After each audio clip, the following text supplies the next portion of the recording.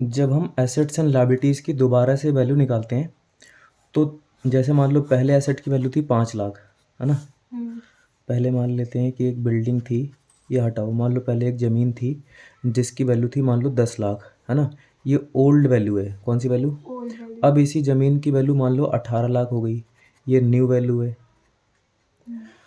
अब हम इसको नई वैल्यू पे दिखाएं बैलेंस शीट पे या पुरानी वैल्यू पे, तो देखो भैया नई बैलेंस शीट होती है तो नई वैल्यू दिखाएंगे उसमें, लेकिन कई बार ऐसा होता है हम नई वैल्यू नहीं दिखाना चाहते। क्यों नहीं दिखाना चाहते, वो इसलिए क्योंकि क्योंकि हमने कॉन्सेप्ट पढ़ा है, उसका नाम है historical cost concept. According to historical cost concept an asset is recorded in the books of accounts at the price at which it was acquired.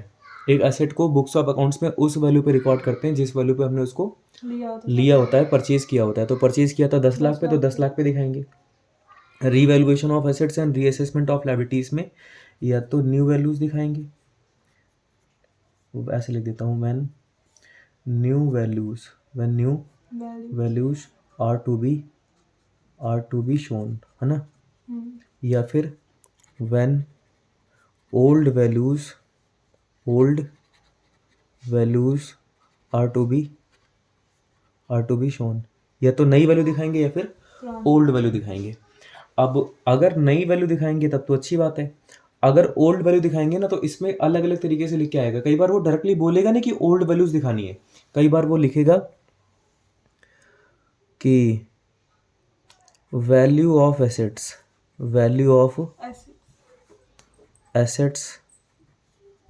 Should not be disturb.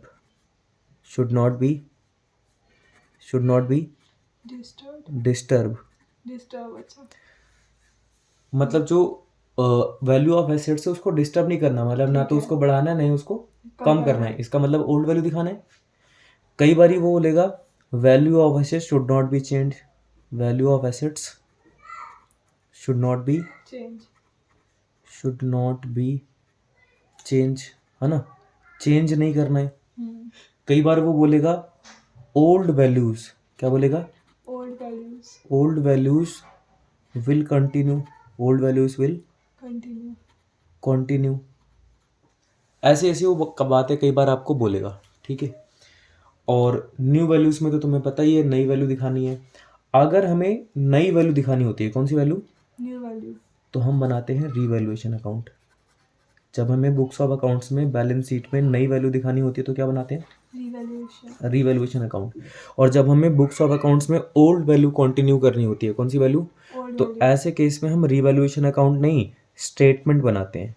क्या बनाते हैं, स्टेटमेंट ऑफ रीवैल्यूएशन। बताओ statement कब बनाते हैं, जब नई value दिखाते हैं कि पुरानी वैल्यू, जब पुरानी वैल्यू। और नई वैल्यू दिखाना होगा तो क्या बनाएंगे, रीवैल्यूएशन। अच्छा, जब रीवैल्यूएशन में फायदा घाटा होता है तो या तो हमें फायदा होगा या फिर हमें क्या होगा, घाटा होगा। तो अगर हमें फायदा हुआ तो एंट्री होती है revaluation account debit to all partner capital account, है ना। और अगर घाटा हुआ तो क्या एंट्री होती है, all partner capital account debit to revaluation account. सही बात है, ये वाली एंट्री होती है। मैंने डायरेक्टली बता दिया, एक एक एसेट की बात नहीं कर रहा है कि उस पर फायदा हुआ घाटा हुआ। लेकिन अगर स्टेटमेंट बनाते हैं, क्या बनाते हैं, स्टेटमेंट बनाते हुए भी या तो हमें गेन होता है या फिर हमें लॉस होता है। तो गेन होता है तो एंट्री होती है gaining partner capital account debit, capital account debit to sacrificing partner capital account, gaining partner capital account debit to capital account. और अगर लॉस हुआ तो क्या एंट्री करेंगे, उल्टा कर देंगे। उल्टा मतलब sacrificing partner capital account debit to gaining partner capital account, sacrificing partner capital account debit to gaining partner capital account. सही बात है, इन दोनों में से कोई से भी एंट्री हम पास कर सकते हैं। तो ये तो मैंने तुम्हें ये समझाया कि अगर हमें नई वैल्यू दिखानी है तब तो हम रीवैल्यूएशन अकाउंट बनाएंगे, और अगर हमें पुरानी वैल्यू दिखानी तो हम क्या बनाएंगे, स्टेटमेंट ऑफ रीवैल्यूएशन। अभी तक हम जो भी करते आए थे वो रीवैल्यूएशन बना रहे थे, इसका मतलब हम नई वैल्यू दिखाते थे।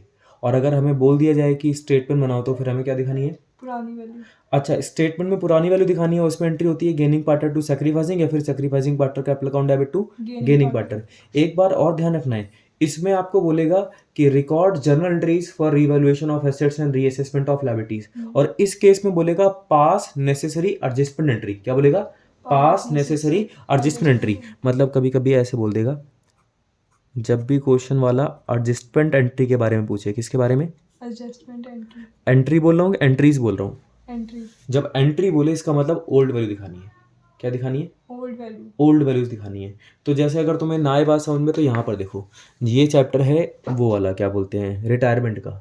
कौन सा चैप्टर है ये, रिटायरमेंट, रिटायरमेंट का क्वेश्चन नंबर 25 है नई बुक का। इसमें लिखा हुआ है पास नेसेसरी जर्नल एंट्रीज, पास नेसेसरी, जर्नल एंट्री, इसका मतलब ये एक एंट्री पूछ रहा है कि कई सारी, कई सारी, कई सारी एंट्री पूछ रहा है, तो फिर रिवैल्यूएशन हो गया।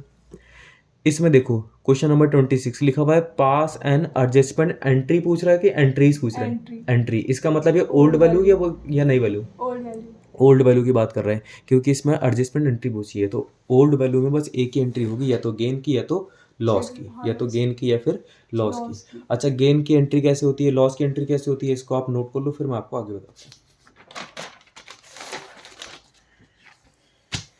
हूँ। जैसे क्वेश्चन नंबर 26 है, क्वेश्चन नंबर कौन सा है, 26, पहले इसको जरा हम रीड करके समझ लेते हैं। Puneet, Ramit and Akshit were partner sharing profits and losses equally. कितने पार्टनर है, 3, पुनीत, रमित और क्या नाम है, अक्षित वर पार्टनर, और इनकी प्रॉफिट शेयरिंग रेशियो इक्वली, मतलब 1:1:1।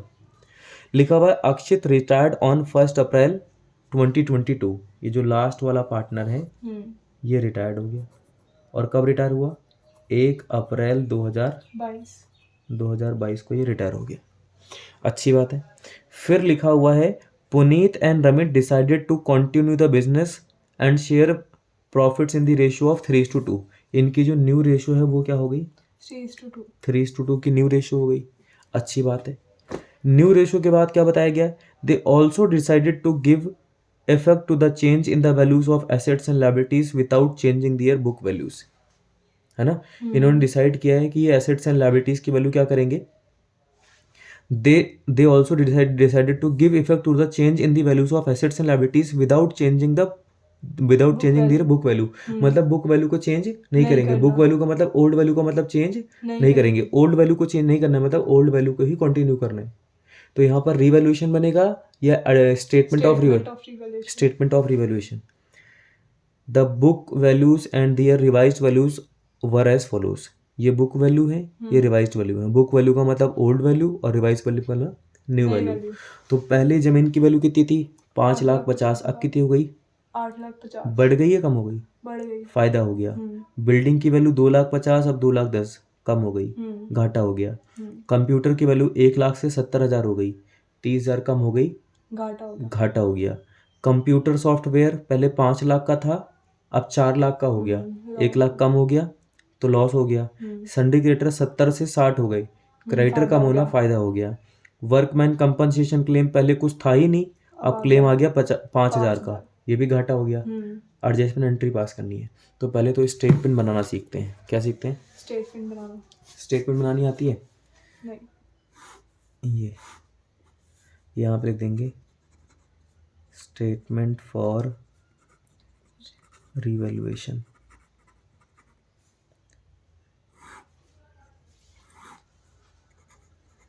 ये क्वेश्चन नंबर कौन सा है, 26, क्वेश्चन नंबर 26 है ना। अच्छा, जिनको भी ये क्वेश्चन समझ में नहीं आ रहा ना, तो पहले जैसे मैं इसमें क्वेश्चन पढ़ रहा था, आप अपनी बुक लेके बैठो, क्वेश्चन पहले रीड करो, फिर ये वाली वीडियो दोबारा से कंटिन्यू करो, तब बात समझ में आएगी। तो यहाँ पे सबसे पहले लिखेंगे इंक्रीज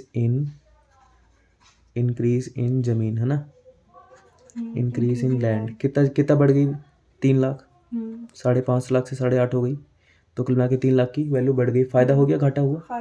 बिल्डिंग की वैल्यू बढ़ रही है कि कम हो रही है, कम हो रही है। डिक्रीज इन बिल्डिंग बताओ कितनी, 40,000 कम हो गई, घाटा हो गया माइनस में। फिर आगे क्या है, कंप्यूटर, घाटा हो गया इस पे भी। डिक्रीज इन कंप्यूटर, कितना घाटा हो गया, 30,000 का घाटा हो गया। फिर आगे क्या है, कंप्यूटर सॉफ्टवेयर, इसमें भी तो वैल्यू डिक्रीज हो रही है। डिक्रीज इन कंप्यूटर सॉफ्टवेयर, 1,00,000 की वैल्यू इसमें कम हो गई। फिर क्या है, सिंडिकेटर, बढ़ गए कम हो गए, कम हो गए। Decrease in sundry creditor, syndicator कम होना फायदा है, 10,000 का फायदा हो गया। वर्कमैन कंपनसेशन का क्लेम आ गया, ये भी घाटा हो गया। Increase in claim for WCR 5,000 का घाटा हो गया, खत्म। अब आओ इनकी टोटलिंग करवाओ, 5,000 का घाटा हो गया। 3,10,000 पॉजिटिव आ रहा है, जो गेन है वो कितना आ रहा है, 3,10,000। 40 और 30 कितने होते हैं, 70। 1,70,000, 1,75,000 ये लॉस आ गया।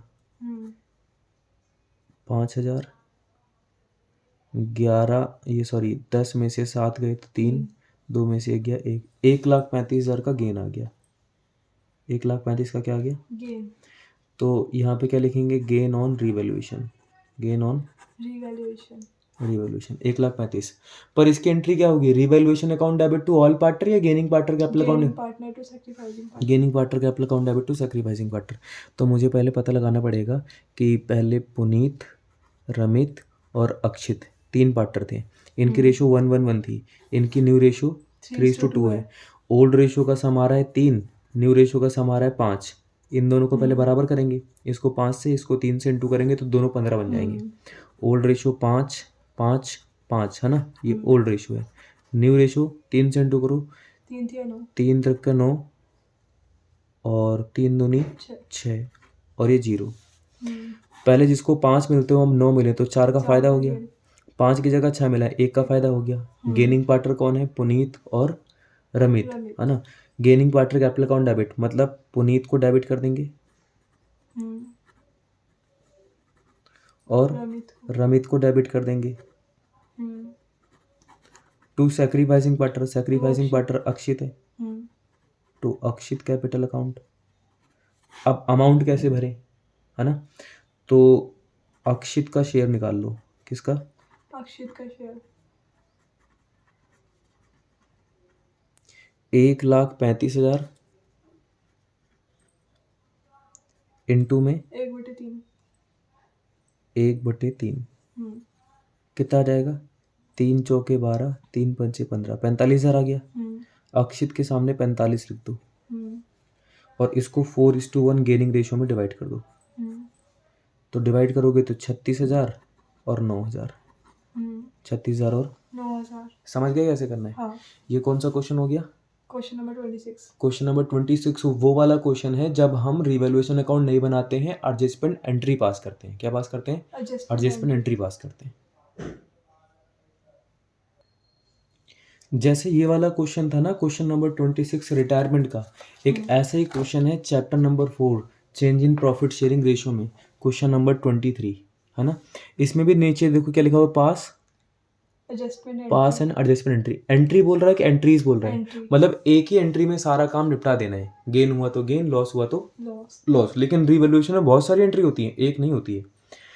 तो जैसे क्वेश्चन नंबर 23 में ABC इनकी रेशियो है 2:2:1। They decided to share profit with effect from 1 April 2022 in the ratio of 5:3:2। पहले मैं लिख लेता हूँ यहाँ पे ऐसे करके कि ये क्वेश्चन नंबर 23 है, चैप्टर नंबर 4 है और पेज नंबर कौन सा है, 4.43, पेज नंबर 4.43। क्या है कि इसमें A, B और C पार्टनर हैं, रेशियो इनकी 2:1 की है। और फिर बताया जा रहा है कि इनकी जो न्यू रेशियो है वो 5:3:2 की हो गई। ओल्ड रेशियो का सम 5 आ रहा है, न्यू रेशियो का सम 10 आ रहा है, तो 5 को ही 10 बना दो। ABC लिखो, इसको 10 बनाने के लिए 2 से इंटू करना है, 4 4 2 है ना, और इसकी 5 3 2। 4 की जगह जिसको 5 मिलेंगे 1 का फायदा, 1/10 का 1/10 का क्या हो गया, गेन हो गया। 4 की जगह किसी को 3 मिलेंगे, 1/10 का सैक्रिफाइस हो गया। 2 की जगह 2 मिलेंगे, कोई फायदा और कोई घाटा नहीं है। एक बात तो पता लग गई, अगर गेन हुआ तो एंट्री होगी gaining partner capital account debit to sacrificing, और अगर लॉस हुआ तो sacrificing partner capital account debit to gaining partner, है ना। तो इस क्वेश्चन में जरा देख लेते हैं क्या है। इसमें लिखा हुआ है they also decided not to change the values of assets and liabilities in the books of accounts. इन्होंने डिसाइड किया है कि बुक्स ऑफ अकाउंट्स में एसेट्स एंड लायबिलिटीज की वैल्यू चेंज नहीं नहीं करनी है। चेंज नहीं करने का मतलब ओल्ड वैल्यू दिखानी है कि नई वैल्यू? ओल्ड वैल्यू तो ओल्ड वैल्यू दिखानी है तो रिवैल्यूएशन बनेगा कि रिवैल्यूएशन स्टेटमेंट बनेगी? स्टेटमेंट रिवैल्यूएशन स्टेटमेंट बनेगी। फिर लिखा हुआ है the book values and revised values of assets and liabilities as on the date of change were as follows.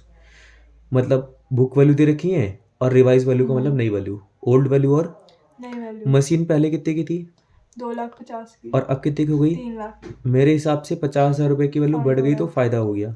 Computer 2 lakh से 1,75,000 का हो गया, कम हो गया 25,000 का घाटा। 25,000 का घाटा हो गया। सन्ड्री क्रेडिटर 90,000 से 75,000 हो गए। क्रेडिटर कम होना फायदा है। फायदा है। फिर आउटस्टैंडिंग एक्सपेंस 15,000 से 25,000 हो गए, लायबिलिटी बढ़ गई तो घाटा हो गया। पास एंड एडजस्टमेंट एंट्री, पहले तो वो बनाओ स्टेटमेंट।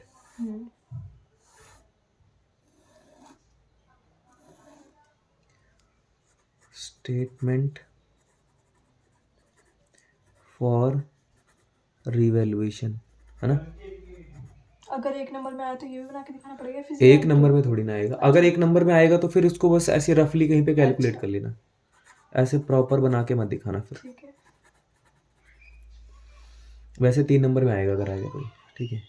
और यहाँ पे लिखेंगे क्या भैया, उसमें देखेंगे किस पे फ़ायदा हो रहा है, किस पे घाटा हो रहा है। तो जो मशीन है उस पर फ़ायदा हो रहा है तो लिखेंगे increase in machinery in the value, increase in the value of machinery, ऐसा भी लिख सकते हैं। 50,000 की वैल्यू बढ़ गई।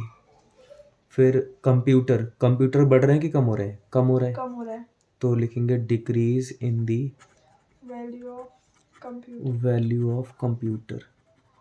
कंप्यूटर की वैल्यू कितनी कम हो गई? 25,000। 25,000 की वैल्यू कम हो गई। और क्या है? सिंडिकेटर्स। सिंडिकेटर कितने के हैं? 90 के थे अब 75 के हो गए। 90 के थे अब 75 के हो गए। तो कम हो गए या ज़्यादा हो गए? कम हो गए। कम हो गए। Decrease in the value of computer ऊपर लिखेंगे। सिंडिकेटर तो कम हो रहे ना, तो लिखेंगे decrease in the value of syndicators. Value of syndicator. मेरा दिमाग कहीं और चला गया था। अच्छा 15,000, है ना? फिर उसके बाद आउटस्टैंडिंग एक्सपेंस 15 से 25 हो गए, लायबिलिटी बढ़ गई तो घाटा हो गया। Increase in the value of outstanding expense. Value of outstanding expense. 15,000 10,000 10,000। 10,000 का घाटा हो गया। अब इसको प्लस माइनस कर दो, बताओ प्लस माइनस करके कितना आएगा? देखो 15 और 50 65 में से 25 गए तो 40, 40 में से 30 गए, 40 में से 10 गए तो 30। देखो यहाँ पे गेन आ रहा है 30,000 का, नहीं आ रहा। गेन ऑन रिवैल्यूएशन, गेन दे नहीं रखा ना। हाँ। कोई बात नहीं। अब एंट्री क्या पास होती है बताओ? Gaining partner capital account debit to sacrifice. Gaining partner का नाम है A is capital account debit to B is capital account, है ना? अमाउंट कितना लिखेंगे? तो 30,000 का गेन हुआ, उसमें ए कितना गेन कर रहा है? 1/10। 3,000 का 3,000 ये गेन कर रहा है, 3,000 ये सेक्रीफाइस कर रहा है। हो गई एंट्री। ये सॉल्यूशन है। इसके अलावा जो है सब वर्किंग नोट है। समझ गए? हाँ।